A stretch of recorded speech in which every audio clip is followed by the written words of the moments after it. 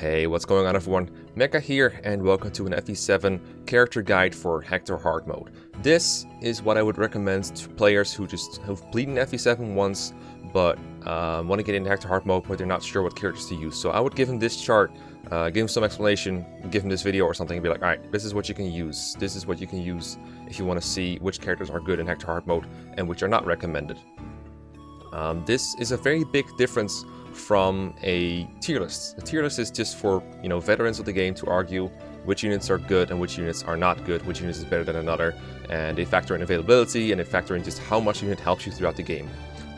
They factor in how fast characters can clear maps a little bit. This one doesn't do that. This one just says, if you want to have good characters, these are the ones you can use, and these are the ones you have to put a little bit more effort in.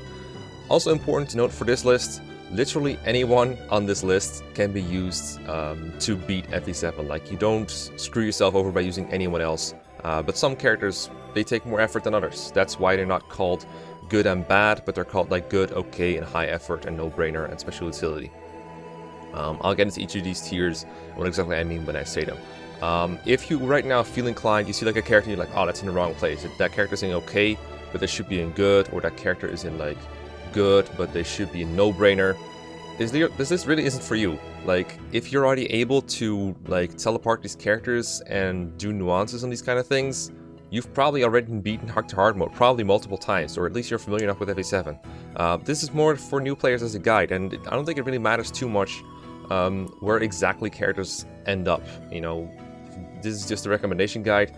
It doesn't have to be perfect. It just needs to tell you at a rough glance, give you a rough idea of where each character belongs. So let me go over them. I'm going to start with the bottom with the special utility because they're like kind of easy to talk about. So I think thieves in this game are not very good for combat, but they are pretty good for stealing and lockpicking when that option is there, and you do need to get some treasure. Other than that, I wouldn't really deploy the characters very much. Lagol is like okay combat.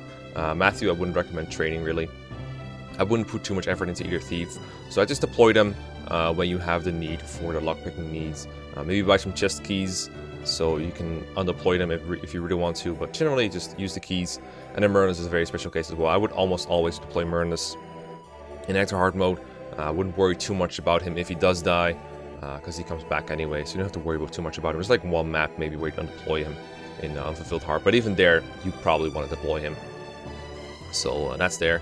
Now let's start at the top with the no-brainers. So these are characters that I would recommend to any player that will play Hector hard mode. It's like, alright, if you pick these characters, you really cannot go wrong. There's no reason not to use these characters. So Hector, I think everyone who's beaten FE7 once, which is what you need to do to play Hector hard mode, unless you get a save from somewhere, I think everyone familiar with the game is like, alright, Hector's pretty good.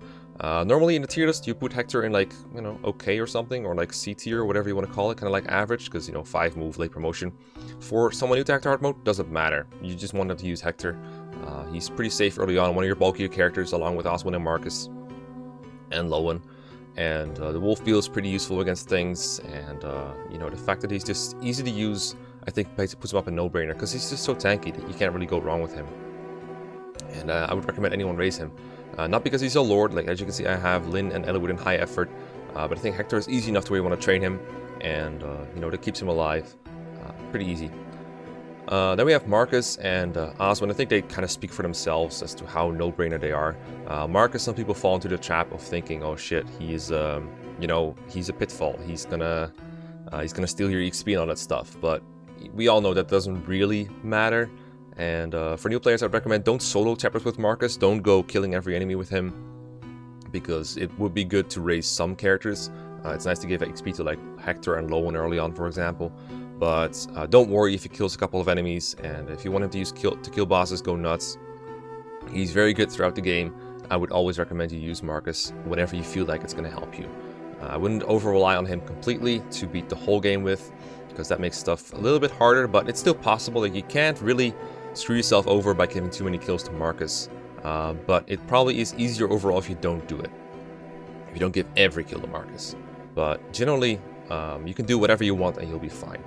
If you feel like it helps you, get a kill with Marcus, and you can protect your weaker characters, get villages, rescue people around. He's just really good, useful all around. Oswin is another character that I would put lower on an actual tier list. But for a recommendation guide, I'd be like, all right, you should use Oswin. He's brain dead.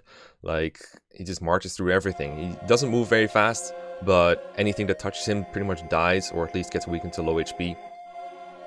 Nothing can really scratch his armor. He's just basically invincible for the early game, and even mid to late game. Nothing besides magic really hurts him, so I'd use Oswin as much as you like, and you can't really go wrong with Oswin here. Like, that's the whole point of the tier. Ninian, and I guess Nils as well. I consider them the same character. These are ones that I actually consider putting lower, even though I think dancers are super good. But I would recommend any person who's trying to tackle a high difficulty, learn to use your dancers. It's absolutely worth it, but they are trickier to use than anyone else here. Like, everyone else here is like, you can't go wrong. They are bulky, they're fast, they kill enemies. At least one of those two things. Nina and Nils are very fragile. You have to protect them. They can't counterattack. They have low HP, low defense. But dancing gives you so many better options. Like, there's almost no reason not to deploy Ninian in any of the chapters after she joins. There might be like 1 or 2 chapters, but they're barely chapters. always use Ninian and just learn to protect her. It's gonna be worth your time. If you're trying to use Hector hard mode as like one of your first harder difficulties, and you want to get into like AP6 hard mode or Thracia or what else is really hard, like New Mystery or Shadow Dragon higher difficulties, knowing how to use the dancer is just really nice, and a very basic skill you gotta learn to check enemy ranges and stuff. You're gonna screw up every once in a while, but it'll be worth it because they just provide you with so much extra flexibility. They give you units more movement range, lets you pull off more complicated rescue job maneuvers. I think learning to use a dancer is also going to just make you better at other Fire Emblem things as well, because you just realize just how many options this opens up. But I do recognize that it takes a bit more, I guess we can call it skill, to use a dancer properly, but I would still always put them in no-brainer. But I still see a lot of new players when I'm like reading the subreddit or checking my comment section that say I don't deploy a dancer, I just deploy an extra combat unit instead. And you can do that, like there's no wrong way to play. I would just recommend using a dancer because I do think in the end it's going to make you a better player, and it's going to give you more options, and it's going to make maps easier for you in the end. But there is a learning curve there. Hawkeye, like this whole squad here, honestly, for as little as they're available, like Athos is only for 1 chapter, Hawkeye is for like a little less than half the game basically. All these, I don't think they need much explanation. They're just strong pre-promotes, use them every chapter after they join, and they just murder everything generally. I mean, Hawkeye and Fighter don't double everything, but you know, they're just super strong and they're super good. Like Hawkeye, Pence, Harken, Vida, Athos, use them all. They're super nice to have. And in the tier list, you put them lower because of availability, but in this kind of a guide, we don't really care. We can just say, okay, they're super good. Keep them up here. Here's the good tier. Now, I could have split this one further, but I didn't want to split my thing a whole lot. I had a previous take where I actually put all these characters in one tier, and then I think I had like, I think I had Isadora up there as well. In like the whole thing of just characters I would recommend. Like these are kind of average characters that I wouldn't really recommend, but you can use them if you want to. Whereas these are like characters that I think are good. But they take, generally speaking, they take a bit more investment to use. That goes for pretty much all of them except for Jafar and Isadora if you want to put her up there. I personally didn't, just to make it look like I'm not biased. But these are characters that take a bit more investment in general. So we have Priscilla, who I think is, I think everyone can really appreciate how good Priscilla is. Just a mounted healer that can rescue drop people around and save others. It's just pretty nice to have. Having an extra staff user for like restore uses in Hector hard mode is good as well, because it puts a bit more emphasis on like status staves as well as like high res. So having a character that can barrier is also really nice. But just having, like, I would recommend having 1 healer, and Priscilla's by far the best in the game until Pen joins, and even then, you could argue Priscilla's better, so I would never not recommend anyone use Priscilla. I put all the calves here in the same tier. They're all pretty good. One of them might get screwed in like strength or speed and might not end up that good, but in that case you have like 2 other options you can train. Pretty easy to tell how they're going to turn out based on their first couple level ups. Like if one of them just doesn't get any strength or speed for the first couple levels, just use another one. You only have 1 Night Crest for the early game, and you could use it on Oswin or you could use it on a Cav. I think both are viable options for newer players. Like Oswin just turns into even more of a machine when you promote him, so that can be useful for newer players, I think. But I would also recommend getting a Paladin. Another Paladin can be nice. So Lone is like more tanky, and the other ones are a bit more offensive. If you don't play Limb mode, I would always recommend training Lone at the very least, and then trying to get a Cav up to speed. But that can be kind of tricky with them in Hector hard mode sometimes. But when it comes to Limb mode players, one of the Limb mode Cavs is probably going to be better, especially if you promote them with a Limb mode Night Crest. But I think players can be able to find which cast they want to use by themselves. I don't think they need too much recommendation on that. Given that in order to play Hector Hard Mode, you have to have beaten the game at least once. So you can use whichever they like, they're all pretty good. Obviously low one's late game parameters and strength and speed are a bit worse, but his bulk is better. I put Raven up here. I think normally I penalize him a bit for being a non-mounted unit, but you know, I don't think that matters too much. Like, sure, mounted units I think are better than Raven overall, but I still cannot, in good conscience, put Raven any lower than this because, you know, his base strength and speed is just so good.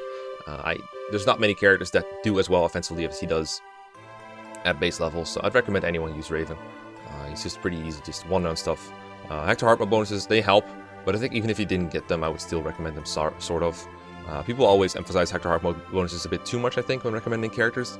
But in case you didn't notice, I don't have that many characters with Hector Hard Mode bonuses up here. And the ones that I do have up here, they'd still be decent without them. I got like Harken, Vida, I guess. I kind of forgot she had them. That's how little I care. Raven, and then Heath has them too. And that's about it, really. I guess Skeets exists. Then we have the Flyers, all the flows, all the Florinas, all the Fioras, and all the Farinas, all of them, every single one of them. Flyers are really good, especially for like low turn count playthroughs. I would still recommend them to newer players. Maybe a bit of a learning curve as well because they can't use terrain and they get shot down by bows sometimes. But I think Hector Hard Mode is forgiving enough to where you want to have a Flyer at least somewhat early on. The Flyer that I currently like best in this game is actually Heath, but I don't think these are like bad enough to put them down a tier, even with their like how fragile they are. I think the easiest one for players new to Hector Hard Mode to train is actually Farina, because she has the highest base level at join time. So even though she joins late, she can just train on the monks in the top right of the map with the pure water, and she's pretty safe that way, and it's a pretty good way to get her experience, get an instant promotion. So in a take, I actually had Farina higher than the others. But I do think it's useful to have a flyer earlier than that. For example, for the desert chapter, it's just really nice to have a character that can fly in and actually kill stuff. Heath is probably not trained at that point, so being able to traverse the the desert sand with a flyer and able to rescue drop people all around the place is useful. So I would recommend training at least one of Florina and Fiora, and whichever you like better. If you played Limb mode, Florina will probably be a lot better. If you didn't, then Florina's going to have a bit of a rough start. She can still be as good as Fiora by the time Fiora joins.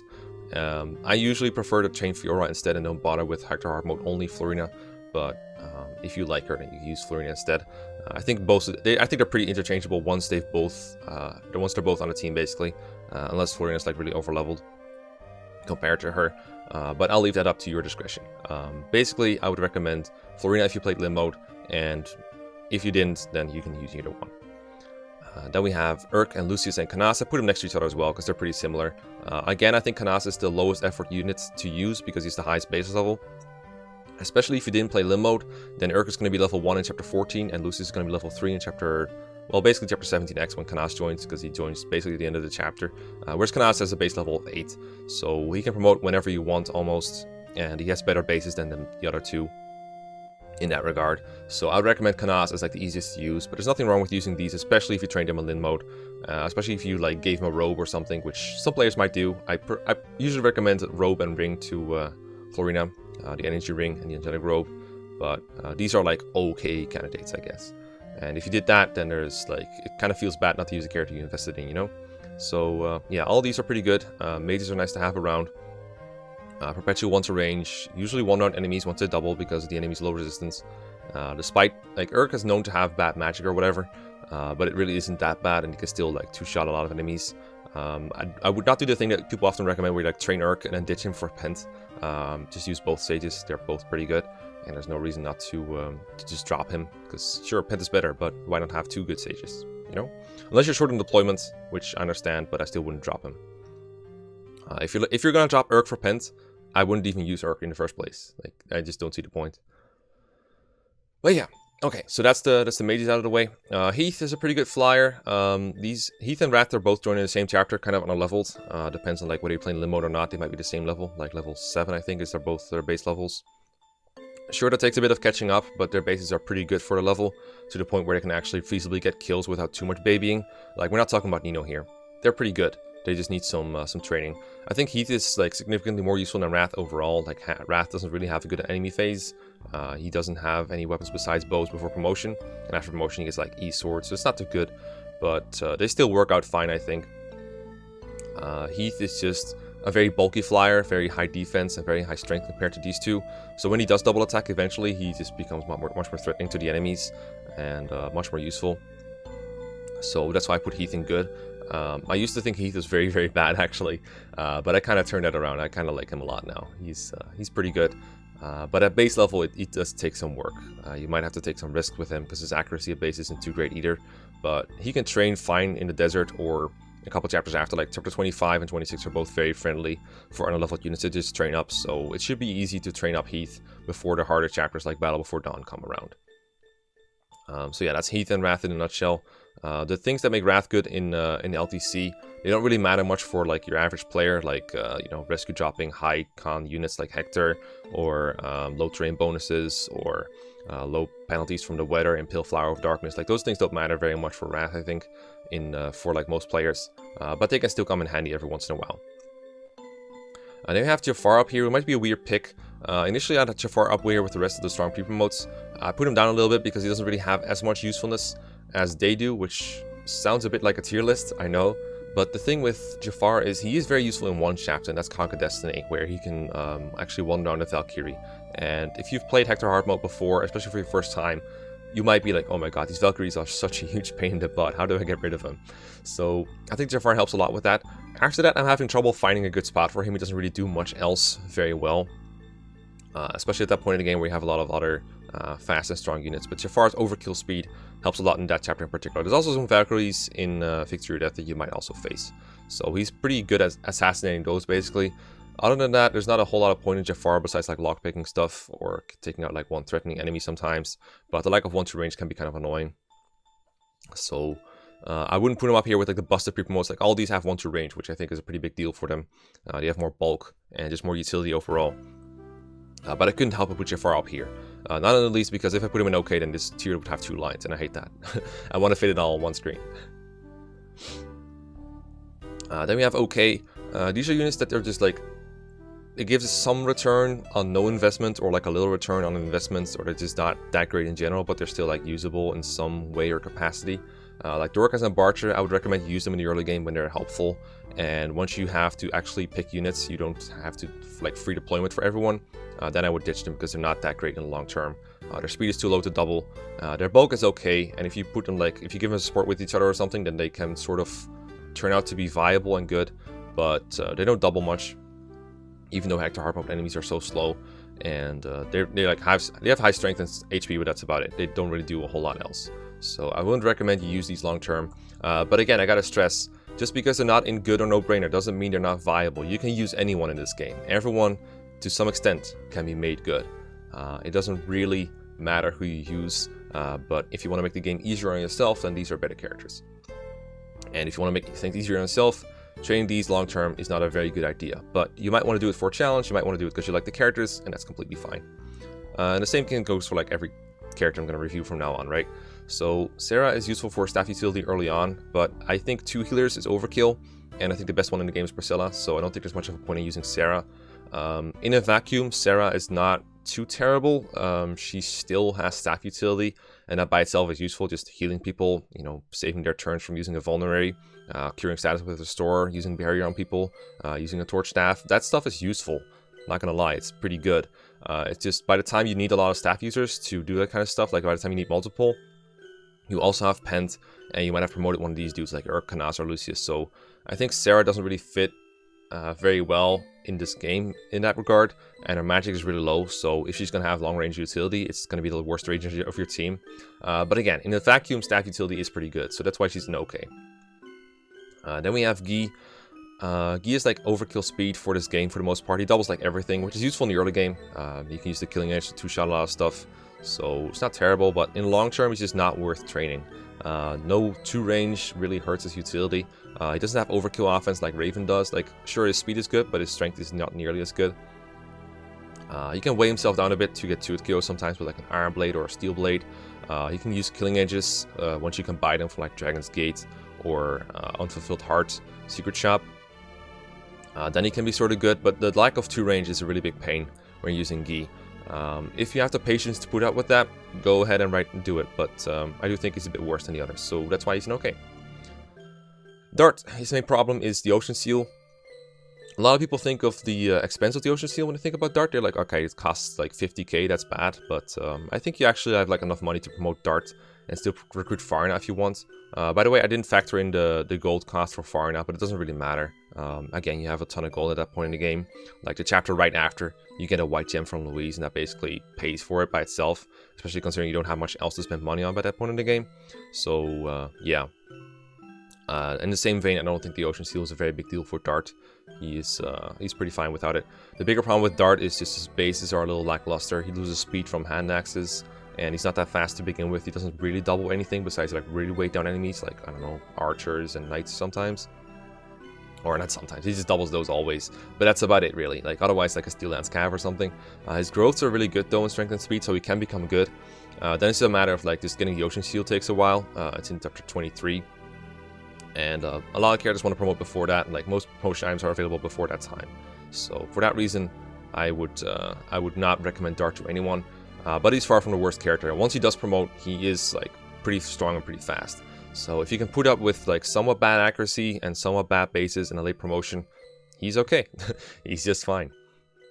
Isadora, I would recommend everyone try her once because I think she's a really fun character to use, and I made like an entire waifu video on her. The problem with Isadora is that like low deployment slots for Hector hard mode, in combination with like low constitution, makes it that she doesn't use 1-2 range as well as the other characters, so like javelins and hand axes, she gets weighed down. With anything else though, she can one-rod like a lot of the generic enemies in this game at base level, like Silver Sword or any killer weapon will just let her one-round stuff. And sometimes effective weapons are needed, sometimes weapon triangles needed, so you need to like really min-max her inventory for every chapter to, you know, make her last, and that can be kind of annoying to deal with. And if the enemy type you're facing is like all the same enemies, like Crazed Beast or something, then, wow, my voice is all over the place today. If you're facing a lot of the same enemy types, then Isadora just is fine. But if you're facing like a lot of different ones, then Isadora can end up a little bit of trouble because her durability isn't the best ever. She relies on weapon triangle or train bonuses to stay alive. So that's why she's just an okay. I am biased towards Isadora. Some people might put her like in good. I'm gonna like hold back on the bias and put her in okay instead. So yeah, there you go. Then there's Geats.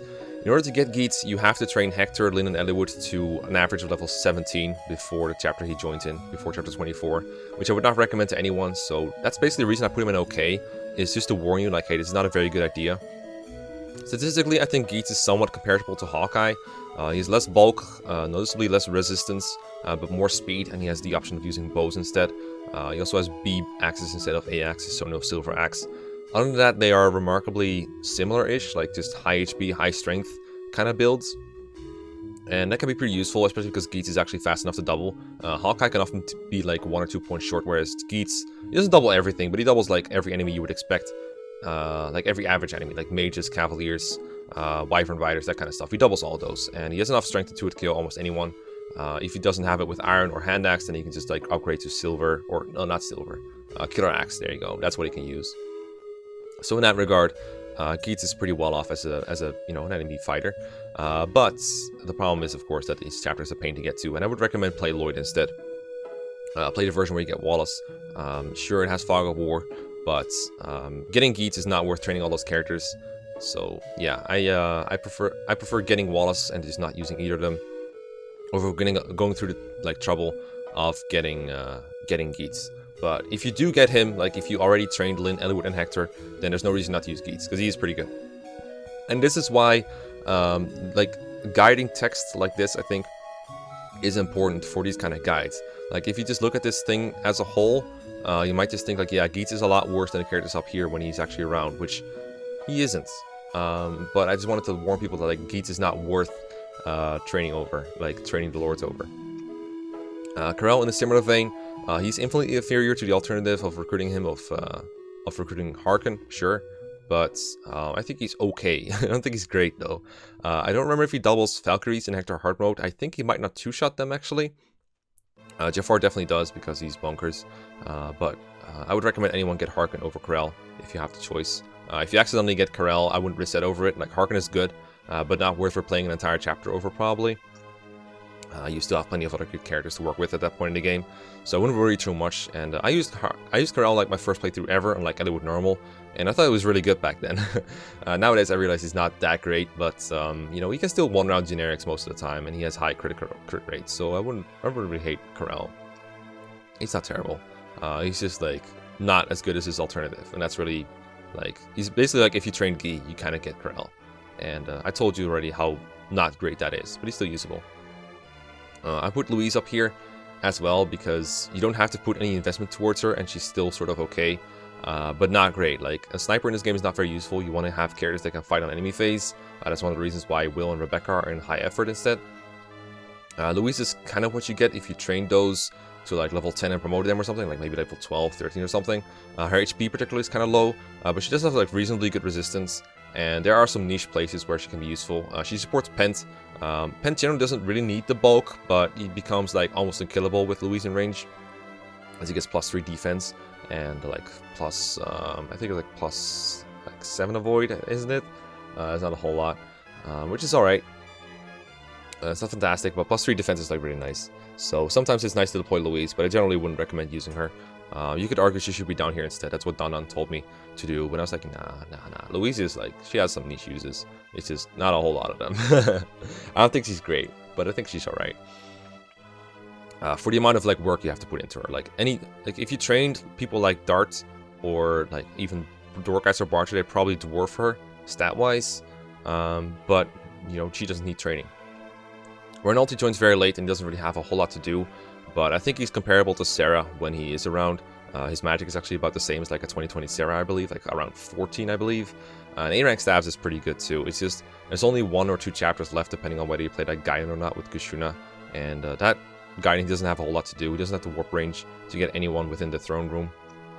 In the final chapter, you probably have other characters that can do stuff. A lot of characters in this thing, even though they're good throughout the game, don't do very well against the final chapter enemies because some of them are just that busted. So it might sometimes be better to deploy Ronaldo instead of one of them, but I think most people will want to deploy characters like a character like Sane or Lowen, even though they don't do very well, just because they've been using them for the whole game, and I can't blame them for that. I would recommend you give Ronaldo a spin like once or twice if you're playing this game, because he's not actually as terrible as people say he is in some game facts guides, but there's no denying that he's not like super great or anything. He's just okay. Again, no investments, and I'm not penalizing him for low availability, but there's just not much he can do. And then we have the high effort tier. Gonna stress it one more time. You can use anyone in this game. It doesn't matter. All of these characters, you can beat the game with them. You can use only these characters, and you can beat the game. In fact, you could use one of these characters and solo the game with them, probably. It's all fine, but they do take more effort than others. Lynn, I have like 2 entire videos dedicated to explaining exactly why she is not that good. But you can still use her. She can double people with Manikadi and do okay. And the big problem with the lords in this game is they promote so damn late. It's like Unfulfilled Heart chapter 26 is the first Heaven Seal, and that's for one of them. If you're using both, then the other one has to wait until Cog of Destiny to promote, basically. No, wait, actually it's Night of Farewells, where one of them has to get to promote like 28x, the chapter with Sonia. That chapter is really far into the game. You don't want to wait that long with promotion. Like, I know people don't want to promote early sometimes because they feel like they're wasting XP, but they're going to be capped at level 20 for a while if you're actually using them full time, and that's really annoying to deal with. And I would definitely recommend you guys using both Lynn and Edward. If you want to use either of them, then use one of them, and then save the other one for another playthrough. That's what I would recommend. And yes, I know they're lords, I know they're sometimes forced, but it's easier to keep them out of combat in a couple chapters, and then it is to deal with them for the whole game, because they're so fragile compared to a lot of other characters. They're locked to swords, they don't have 2 range. Eliwood only gets a horse after promotion. They're just not that fun to deal with.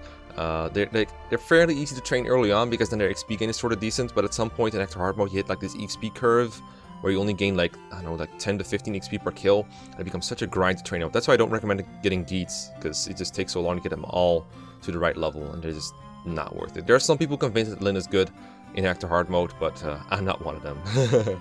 Let me just put it that way. I'm not one of these people. But yeah, they're usable, but not good. The archers have a similar problem, except they don't counter it. 1 range is at a 2 range, so they can't fight on enemy phase, and you always have to protect them, which can be kind of annoying. They can chip enemies, get them down for other characters, which is useful admittedly, but it doesn't get them a whole lot of experience. So using them in a way that is optimal kind of prevents them from getting XP in the first place, like getting kill XP. So that's a big drawback. Rebecca eventually turns out very fast, and Will's like good strength growth, I guess. But in the end, neither of them really gets the stats to one-round enemies consistently a whole lot, I find. They probably can with enough raising, but it's never really worth the trouble. And by worth the trouble, I mean like you don't get as much as you would expect from like how much effort you have to put in. But again, if you train them to like level 20 and promote them or something, then sure, they can one-round generic enemies, and they could probably do fine that way. But, you know, archers. Carla is, I think, universally agreed upon to be just not worth the effort. It's an Easter egg. You have to train Bartra to get her, which I don't even mind. Like, you can train Bartra in just defend maps in this game to like level 5 warrior in time to recruit Carla. But it's not really worth the trouble because her strength is kind of low. Her HP is kind of low. She doesn't double. Well, she does double some enemies because she's like kind of fast. But it's just not worth it because her strength isn't high enough to one round. And yeah, just an Easter egg character. Think Corel, but worse. Then we have Nino. I mean, high effort kind of sums up Nino, doesn't it? Like low bases and super high growth in like chapter 28. That's really late into the game. Better bases than a lot of the early game characters, but like 20 chapters later. So not really worth the effort. But if you enjoy using characters like this, you can still make her good if you want to. A lot of people say not worth it because Pent and Urk are just better by that point, but I think it's literally like all these characters are going to be better than Nino by the time she joins. Well, not Athos because he's not around, but you know, every one of these characters is going to be stronger than Nino when she joins. I guess Vida isn't around technically either, but she's going to be soon. So yeah, I don't know why you would ever deploy Nino over these characters if you're looking to deploy the best characters possible. But if you enjoy raising characters, seeing a lot of level ups, then sure, go nuts. Go train her in a joining chapter. It's not that difficult. Just meat shield her from enemies, weaken them with like slim weapons or something. Have someone rescue a character and then weaken an enemy and then finish them off with Nino. That stuff is like doable, but I wouldn't recommend it if you want to make the game easier on yourself. And then there's Wallace. You could put Wallace a little bit higher because it doesn't take any investment tech to hard mode. He joins like a general if you don't play limb mode or if you're promoting with a Night Crest. And that means you don't really have the option to train him per se, because he just gains the XP so slowly. The problem with Wallace is like Dorcas and Bartra level speed, so he doesn't double anything. And his low movement makes him like very inflexible. And like Oswin is really good in the early game because he starts near the action a lot, and his high defense is like stands out amongst his peers. But by the time Wallace joins, your characters are like durable enough to take hits, so you don't really need a meat shield like him. So yeah, Wallace just doesn't really have a niche, but you know, it's not super terrible. He still survives against enemies and will probably two-shot them. And you can kind of carry him around because he's less con than Oswin.